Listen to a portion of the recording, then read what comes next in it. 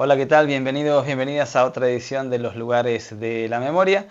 En este programa que ya le hemos contado bastante los contextos, las historias de pueblos, de edificios, de monumentos, de organizaciones, que va a ser el caso del día de hoy. Vamos a presentarle lo que ha sido para la naciente democracia pampeana y naciente democracia en el marco de una democracia recuperada en todo el país, el origen del movimiento popular pampeano por los derechos humanos.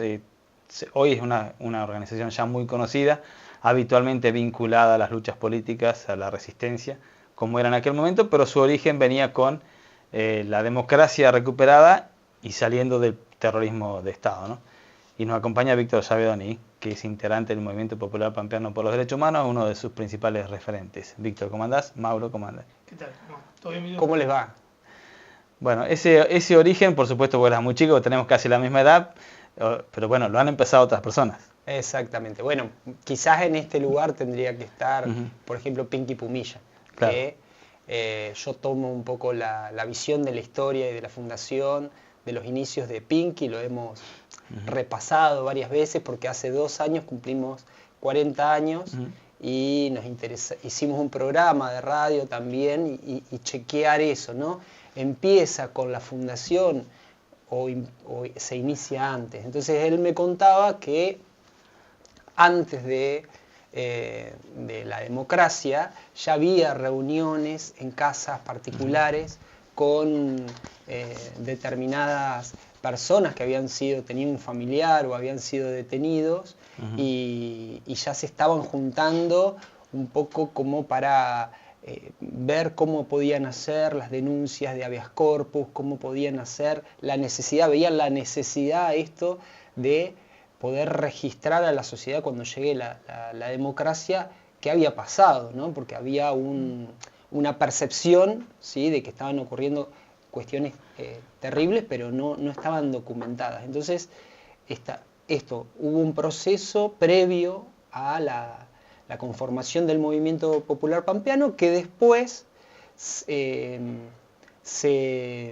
funda un 12 de noviembre de 1983, unos días antes, un mes antes casi del retorno a la democracia con Raúl Alfonsín, y también en un contexto donde estaba haciendo un recorrido por todo el país Adolfo Pérez Esquivel, el Premio Nobel de la Paz en ese momento. Premio Nobel por las denuncias en el Servicio de Paz y Justicia, que ya venía exponiendo, fue sobre finales de la década del 70 que recibió el premio, exponiendo los crímenes del terrorismo de Estado. Del terrorismo de Estado, sí. Y un poco también forzando a la entrega del poder de los militares que ya estaban dudando, claro, y había movidas de si iban a ser juzgados o no. Claro. Entonces, bueno, un poco estaban haciendo una campaña por todo el país. Y en ese contexto se ve la necesidad de conformar un organismo de derechos humanos en la provincia de La Pampa que pueda tener un peso político para pedir justicia, memoria, verdad y justicia. Sí, que discutiera también esto de La Pampa es una isla, porque no es de ahora. Eso se produce en la década del 70, como contando que en La Pampa no había pasado nada. Por supuesto, después, con las investigaciones, con los testimonios, se ha develado que era toda una mentira. Claro, claro. Ahí, en la recuperación de la democracia, a 10 días, Marín anuncia el sumario administrativo para determinar si había violaciones a los derechos humanos. Entonces investigan a los agentes de la policía que integraban la subzona, no a todos, pero sí a varios agentes, y se hace un primer llamado a declarar a los testigos. Lo que pasa es que muchos testigos no fueron porque no estaban dadas las garantías, digamos.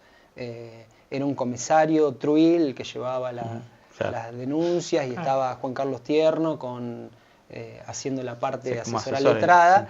Y realmente mucha gente estaba con mucho miedo, incluso nos cuentan que a veces las trataban de malos modos, a la misma gente que había recibido a premios y torturas en la comisaría, en la seccional primera, había estado secuestrado y todo, tenían muy maltrato hacia ellos.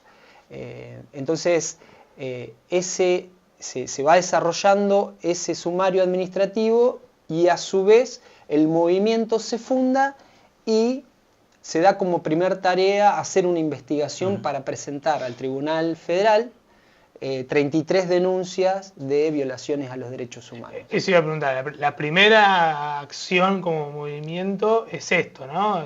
Armar esas denuncias, esos informes, Sí. que como vos bien decías, se habían recopilado en Exactamente. los años ya. anteriores. Claro. Y la presentación se da más o menos en qué momento, ahí mismo. En realidad no, se da un tiempo provisorio, se dan ya en el 84, porque estamos hablando de diciembre del 83, Diciembre del 83. y se va desenvolviendo. Yo estoy justamente viendo eso, que por un lado iba el sumario administrativo y por otro lado va esta presentación a la justicia federal de todo este cúpulo de denuncias que se habían ido juntando durante las los años decisiones de dictadura. la provincia, de lo que estaba haciendo, no iban por el mismo carril No. que estaba tomando Y no, el pero movimiento. hay que pensar que la democracia era recién. Era- Esto que vos decías, el miedo no era solo por el maltrato. ¿Quién pensaba? Veníamos de interrupciones democráticas en 1955, de dictaduras. Claro. Las democracias habían durado 2 años, 3 años, Y no, 2 muchos de los años. torturadores Nunca más. estaban ¿Y en el quién servicio activo? pensaba que, claro, estaban activos, estaban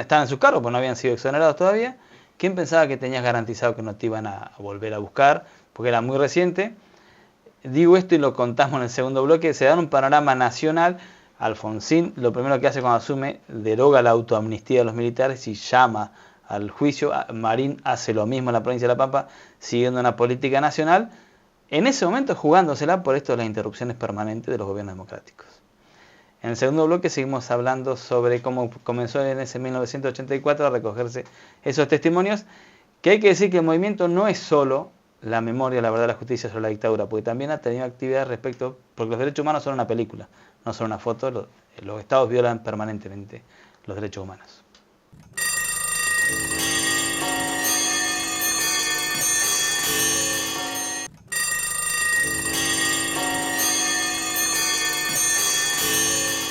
Continuamos en los lugares de la memoria con Víctor Llavedoni, referente del Movimiento Popular Pampeano por los Derechos Humanos, como nuestro invitado para tratar de reconstruir en este breve espacio que tenemos una vez por semana en la televisión pública pampeana esta historia de este movimiento.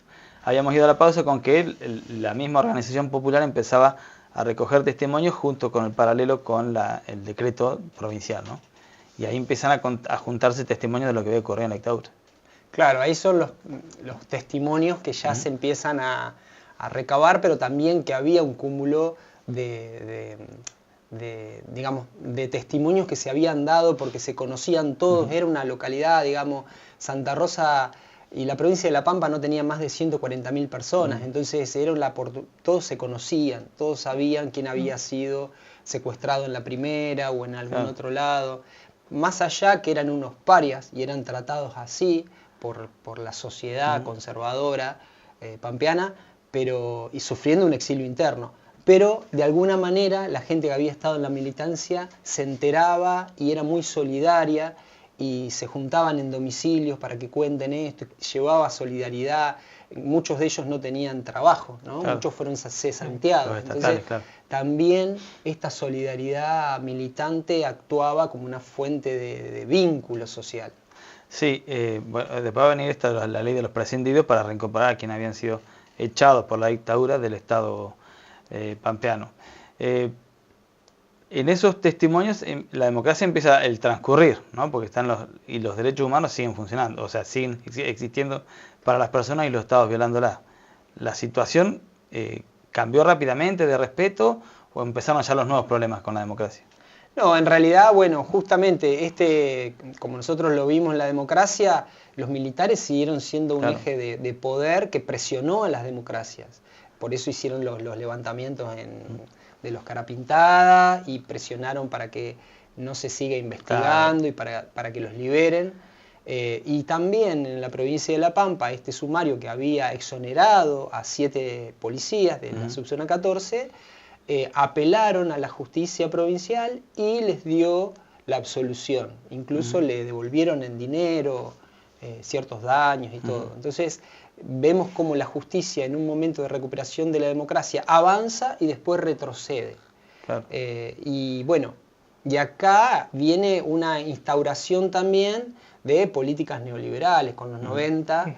Entonces el movimiento es como que vira su mirada a los problemas concretos que estaban sucediendo, que era la desaparición de las fábricas, los despedidos. Ahí tenemos los despedidos de Calzar, que habían puesto las carpas en la plaza, y otras empresas. Sí, las que cierran en General Pico, por ejemplo. Exactamente, sí. Entonces, se venían esos problemas concretos que habían que denunciarlo, o el atropello de la policía en los barrios populares.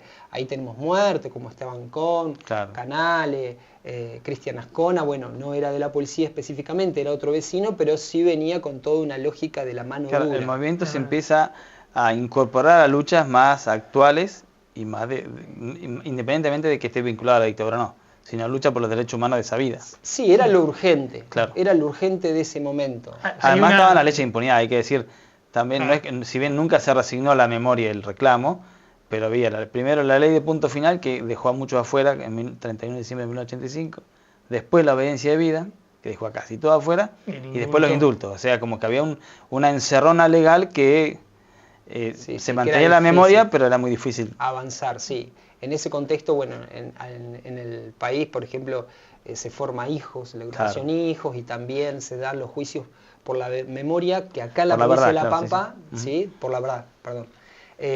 También se hizo un intento, se presentó un proyecto para saber cuántos desaparecidos había en la provincia de La Pampa, que fue cajoneado por los gobiernos de ese momento. También estuvo la intención se conformó una comisión de derechos humanos en la legislatura provincial, pero bueno, pensando que se podían llevar adelante juicios de la verdad. Y no, se fue trabando y acotando. El caso de la hija de Lucía Tartaglia era un paradigma, un reclamo para determinar dónde estaba. Ese es el resquicio legal que quedó a partir de la agrupación Hijos y con los indultos, porque el delito seguía cometiéndose en tanto en cuanto no apareciera. Claro. Por eso hay que decir que Videla pasó mayor parte de su tiempo preso, porque si bien lo liberan después de los indultos, al tiempo empiezan los juicios por los hijos desaparecidos y la mayoría de los jerarcas vuelven a la cárcel rápidamente, porque el delito es permanente, lo ocurre hoy, no sé si faltan 500 personas, es un delito que se sigue cometiendo en tanto y en cuanto no aparezcan esas criaturas, que hoy son personas adultas, por supuesto. Sí. Bueno, y el transcurso es también con los tiempos políticos que se vienen, el neoliberalismo en los 90, explota todo en el 2001, los trabajadores del acueducto en la plaza reprimidos por la policía. En ese contexto nos movíamos, ¿sí?, como movimiento de derechos humanos, articulando con todas las fuerzas sociales y políticas, ¿no? Eran realmente un montón de comunidad salió a la calle porque no veía nada como alternativa a eso. Una de las cuestiones que vos mencionábamos, o sea, para hablarlo brevemente, después lo podemos retomar, tiene que ver con los derechos de las niñeces, por ejemplo, ¿no? También ahí vos mencionabas esto, los despedidos y demás, tiene un impacto en niños, niñas, adolescentes de hogares cada vez más empobrecidos, con hambre, etc. Ahí también hay una participación del movimiento de derechos humanos activamente. Sí. Y realmente son procesos muy interesantes, digamos, que se van dando a través de conflictos. Yo me acuerdo acercarme un poco más a esto de la niñez con la adopción irregular de Damiana y Shakira, que se hicieron grandes marchas y todo, y ahí empezamos a aprender que estaba haciendo falta otro paradigma de niñez, donde se lo contemple al niño o niña como sujeto de derecho y no como un objeto, como un objeto que resolvía la jueza en este caso con quién iba a vivir sin preguntarle a quién amaba, cuáles eran sus vínculos, su centro de vida. Entonces era como arrancar. Primero, los chicos que no tenían padres eran depositados básicamente en familias sustitutas. Y a veces, como en estos casos, los habían depositado siendo de meses, bebé de meses.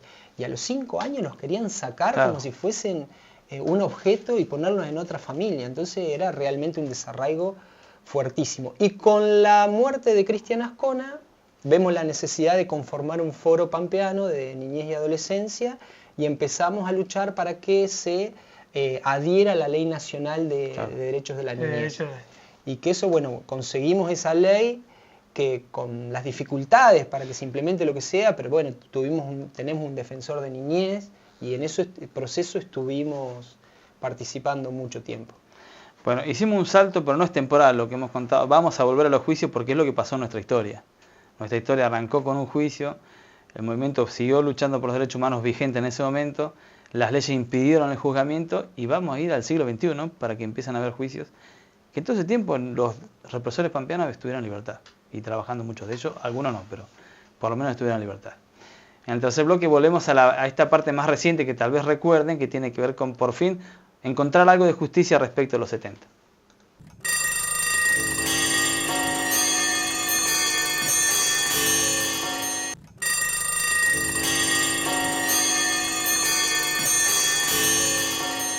Bueno, estamos ya en este tercer bloque de los lugares de la memoria, haciendo un recorrido breve, obviamente, porque es muchos años de historia, de luchas, del movimiento popular pampeano por los derechos humanos con Víctor Yavedoni. Y nos íbamos mencionando esto, ¿no? Bueno, va a haber un retorno a los juicios, pero previamente hay una situación local, puntual en Santa Rosa, que tiene que ver con la intendencia de Juan Carlos Tierno, que gana las elecciones y que al poco tiempo empezó a mostrar, ¿no?, esa cara represiva, de mano dura y antidemocrática, clausurando incluso el propio Consejo Deliberante, digamos, ¿no? Sí, lo interesante de la memoria es que nos da todo el tiempo, nos ofrece recursos para repensarnos en el presente, ¿no? O sea, cuando nosotros vemos cómo se despliega la crisis económica en toda la Argentina y se profundiza, no siempre la sociedad va por más derechos para todos y ve claramente que se le pueda dar o conseguir un beneficio de una vida más digna, sino a veces empieza a mirar al costado y piensa que la solución es castigar al que tiene al lado, que no merece, que tiene que estar encerrado, que tiene que recibir violencia. Y eso es un debate que es muy difícil de romper, sí. Y aparecen estas expresiones de mano dura, que hoy es Bullrich, pero ayer era Tierno. Y cómo detrás de una candidatura a intendente y habiendo estado en el Ministerio de Seguridad, planteando esto, que hay que tener mano dura con todos los pobres, porque nunca tocó a nadie que tenga dinero, mucho dinero. Entonces, el tema es, estas soluciones mágicas, digamos, de castigar al otro, aparecen como una sensación de que se va a ordenar todo de a poco. Y en realidad es la profundización de la crisis con métodos más violentos. Sí, que es un otro díscolo, disociado, digamos, por eso siempre eligen al pobre. Claro. Porque está excluido, porque muchas veces la arregla como puede, y bueno, ese que no se adecúa a las normas sociales de quien está mandando, gobernando, y aquel que piensa distinto, hace cosas distintas, se sale un poco de las leyes, es el que recibe directamente la mano dura. Claro, claro. Y bueno, y en ese proceso de Tierno, el movimiento también está inserto con un montón de organizaciones, militancia, vecinos, porque a veces nos acusa que fuimos casi los conductores de un proceso destituyente, y en realidad fue la sociedad masivamente la que se expresaba en la calle y nosotros nos plegamos a esa sociedad para acompañarla y llevar adelante sus reclamos. Fue así. Los enemigos se los buscó Tierno, los provocó Tierno, porque tenía una forma brutal de manejarse con la gente. Lo recordamos todo bastante. Claro, de castigar, de dar señales de que la vida de los más pobres no valía nada. Entonces, la gente reaccionó por suerte y no permitió que siga en el gobierno. Nosotros lo que hicimos fue acompañar, dar debate, ese reclamo. Se produce una salida que la Constitución de la Provincia de La Pampa establece, que es la destitución a partir de la Cámara de Diputados. Se resolvió democráticamente, después, bueno, el proceso siguió, hubo varias elecciones, bueno, desde entonces los intendentes han completado sus mandatos y surgen, al igual que tiene que sí que había surgido de las urnas, pero el clima que había generado era de tensión social permanente. Y en el medio de todo eso, después de esa salida de que la legislatura encuentra para poder restaurar, si se quiere, el orden institucional, van a aparecer 2 años después ya la memoria, los juicios, con los que quedan vivos y con los que estaban acá y poderle darle algo de justicia a las víctimas del terrorismo de Estado en sus 4 juicios. 3 juicios. El más simbólico es el de 2010, ¿no? El primero, pero... Exactamente, pero vos fijate qué conexión hay, porque Tierno se va con la creación de una Secretaría de Derechos Humanos Provincial. Recién ahí. Sí, también hay que decir que recién ahí. Recién ahí, sí. Sí, Eso como de alguna manera generando una estructura para controlar las prácticas democráticas. Entonces, bueno, a partir de ahí, bueno, viene una construcción de llevar adelante el juicio a la subzona 14, que estaba siendo llevada, o sea, por Rafeca. La parte de instrucción estaba en Buenos Aires, lo tenía el juez de Rafeca. Se decide que se va a hacer en la provincia de La Pampa, y bueno, y el movimiento de derechos humanos, siendo muy incipiente, siendo una organización muy chiquita, sin recursos y todo, decide. En ese momento conformamos Justicia Ya, que era un organismo que estaba funcionando, pero era una unidad entre algunos organismos de derechos humanos para hacer un poquito más anchos y llevar adelante una mayor convocatoria, porque el momento histórico lo necesitaba. Incluso ser parte de las querellas. Incluso ser parte de las querellas, exactamente. Claro. Y ahí, bueno, es donde empezamos a convocar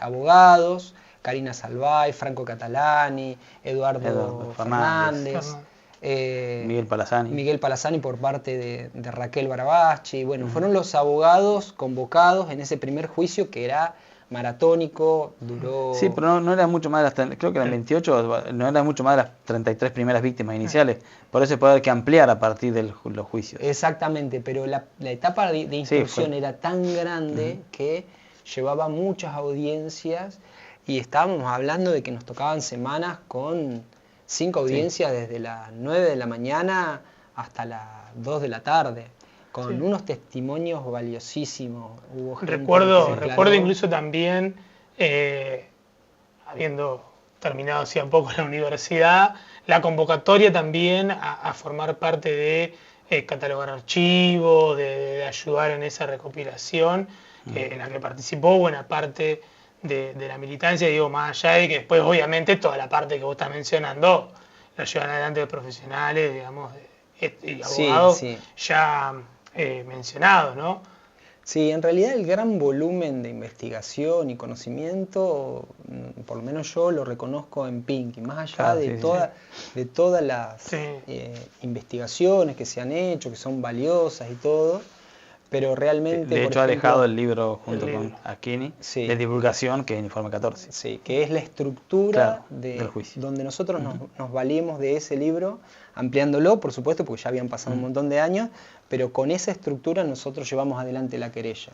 Claro. O sea, no solamente nosotros íbamos por genocidio, entonces por una condena de genocidio. Entonces teníamos que comprobar que los crímenes no eran hacia una sola persona, sino eran hacia un colectivo.